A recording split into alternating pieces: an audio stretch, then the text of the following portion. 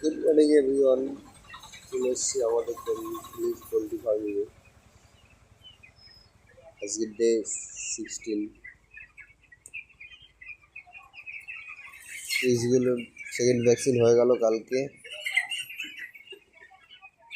জায়গাটা পুরো ভিজিয়ে ফেলেছে, জায়গাটা বাড়াতে হবে।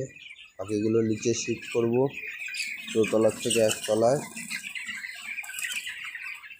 ওয়েট দিইনি, ওয়েট দিয়ে দেখতে হবে, চেষ্টা করবো তোমাদের ওয়েট দিয়ে দেখানোর কালকে। আজকে পরে সময় পেলে দেখাবো ওখানে। কালকে ভ্যাকসিনের ভিডিওটা রেডি হয়নি, তাই দেওয়া হয়নি। সেকেন্ড ভ্যাকসিন হয়ে গেল,